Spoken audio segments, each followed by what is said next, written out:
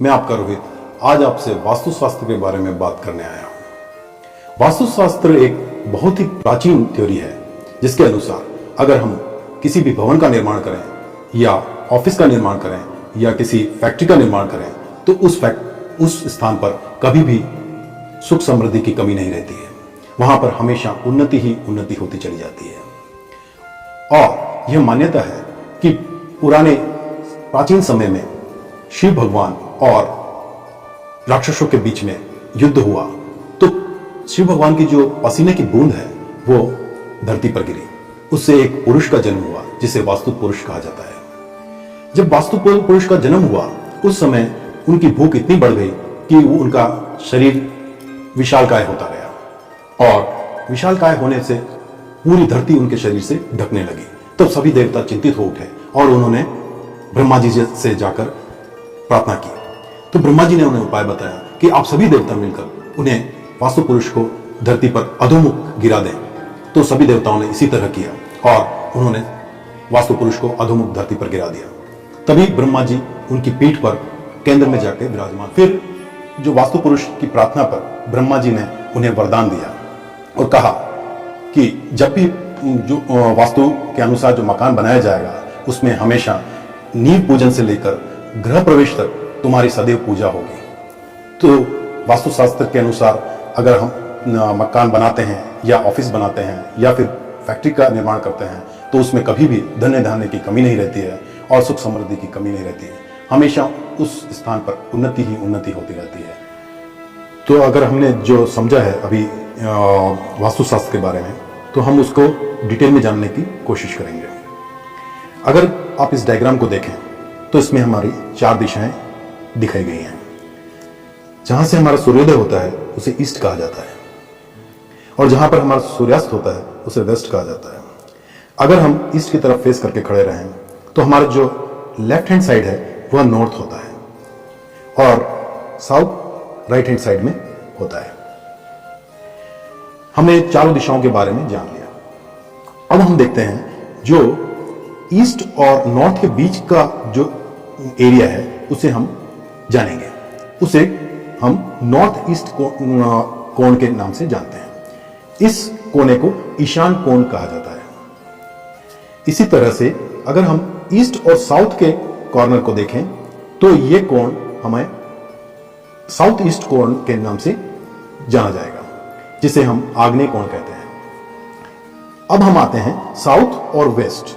इस कोने में जो कोना आता है इस कोने को हम कहते हैं साउथ वेस्ट जिसे हम नैऋत्य कोण के नाम से जानते हैं। और वेस्ट और नॉर्थ के बीच का जो कोना होता है उसे नॉर्थ वेस्ट कॉर्नर कहलाता है, उसे हम वायव्य कोण कहते हैं।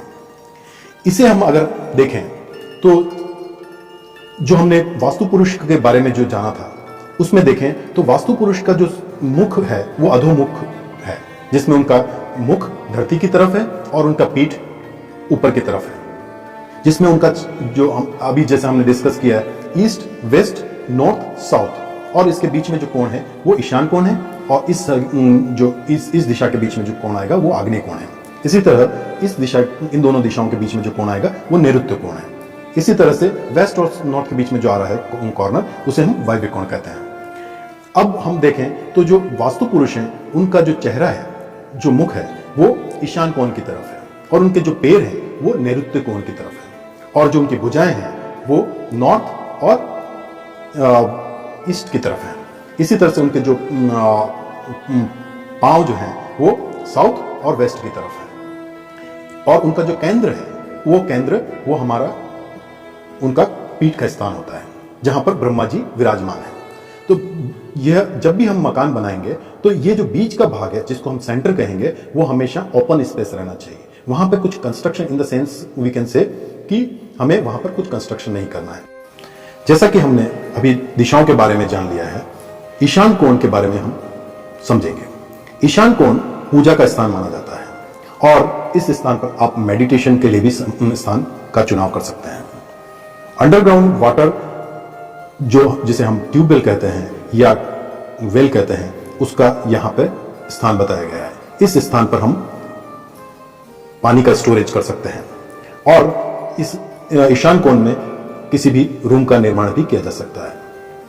और एंट्रेंस जो है इस ईशान कोण में बनाया जाए वह भी बहुत ही उपयुक्त माना गया है। पूर्व की दिशा में अगर हम इस जगह जाएं, पूर्व की दिशा में हमें बाथरूम अलाउड है, बाथरूम यहां पर बनाते हैं। और इस स्थान पर अगर आप ईस्ट दिशा में रूम बनाते हैं तो वो गेस्ट रूम कहलाता है। उस गेस्ट रूम को हम गेस्ट के लिए रहने के लिए रख सकते हैं। और इस रूम को हम लिविंग रूम, जिसको हम कहते हैं हमारा ड्राइंग रूम, वह भी बनाया जा सकता है। इसी पूर्व दिशा में जो रूम होगा उसे हम स्टडी रूम के रूप में भी यूज कर सकते हैं। अब हम समझेंगे आग्नेय दिशा। आग्नेय दिशा में हमेशा इसे अग्नि का कोण कहा गया है, इसलिए इस अग्नि कोण में हमेशा किचन का ही स्थान बताया गया है। इस आग्नेय कोण में हमें किचन का रूम बनाना चाहिए।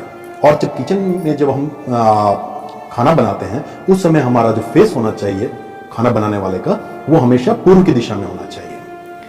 और इलेक्ट्रिकल मीटर और इलेक्ट्रिकल आइटम्स भी हम आग्नेय दिशा में रख सकते हैं। आग्नेय दिशा में हम स्टोर रूम भी बना सकते हैं, जिसमें हम कुछ हमारा अनाज है या ऑयल है, घी है और एक्सेट्रा वो चीजें भी हम रख सकते हैं। आग्नेय दिशा में तुलसी का पौधा भी लगाया जा सकता है। अब हम आगे बढ़ते हैं साउथ की दिशा। साउथ की दिशा में बेडरूम बनाया जा सकता है। इसमें जो रूम होगा उसको स्टोर रूम की तरह भी काम में लिया जा सकता है। और साउथ की दिशा में जो स्टेयर्स है, हमारी जो सीढ़ियां होती है, वो भी उपयुक्त मानी जाती हैं। अब हम आगे बढ़ते हैं जिसमें नैऋत्य कोण। नैऋत्य कोण में मास्टर बेडरूम, ये जो कोना है हमारा, ये मास्टर बेडरूम के लिए माना जाता है, जिसमें जो घर के जो मेन जो बड़े हैं उनके लिए यह बहुत ही उपयुक्त माना जाता है। इस कोने में हम वार्डरोब्स भी बना सकते हैं। और इसमें इस जो रूम है इसको हम ड्रेसिंग रूम की तरह भी काम में ले सकते हैं। और हैवी आइटम, जो भारी सामान है, उसको हमें हमेशा नैऋत्य कोण की दिशा में ही रखना चाहिए। और कैश बॉक्स, जो भी हमारा पैसा जो होता है उसे जो रखने का स्थान बताया गया है, वह भी नैऋत्य कोण बताया गया है। अब हम आते हैं वेस्ट डायरेक्शन की तरफ। वेस्ट डायरेक्शन में हमेशा डाइनिंग रूम बनाया जाता है। डाइनिंग रूम यहां पर बहुत ही उपयुक्त बताया गया है। ओवरहेड टैंक भी इस दिशा में अच्छा माना गया है। और बच्चों के लिए जो रूम बनाया जाता है वो भी वेस्ट रूम में बहुत ही उपयुक्त होता है। बेडरूम और स्टडी रूम भी इस वेस्ट पश्चिम दिशा में अच्छा माना जाता है। अब हम आते हैं वायव्य कोण। वायव्य कोण में हमेशा अगर आपके पास कुछ पालतू पशु हैं, जैसे कि गाय या आपके डॉग हैं आपके पास, तो आप इस दिशा में उन्हें रख सकते हैं। उनके लिए यह स्पेस अच्छा बताया गया है।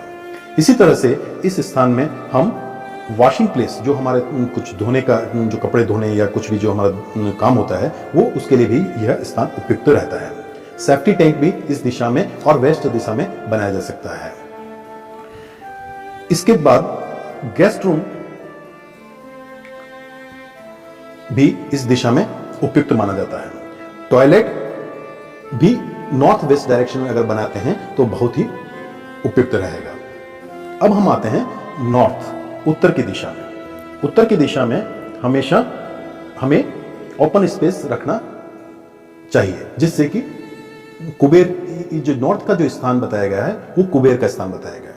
तो हमेशा कुबेर की दृष्टि हमारे भवन और हमारे जो कंस्ट्रक्शन में हमेशा उनकी दृष्टि बनी रहे। और लिविंग रूम, जिसको हमने कहा कि जो हमारा लिविंग रूम है उसको भी यहाँ पर ओपन स्पेस में बनाया जा सकता है। बाथरूम और एंट्रेंस, मकान के लिए जो एंट्रेंस है वो भी हमें इस नॉर्थ डायरेक्शन में परमिटेड है, हम इस डायरेक्शन में बना सकते हैं। Thank you my friends.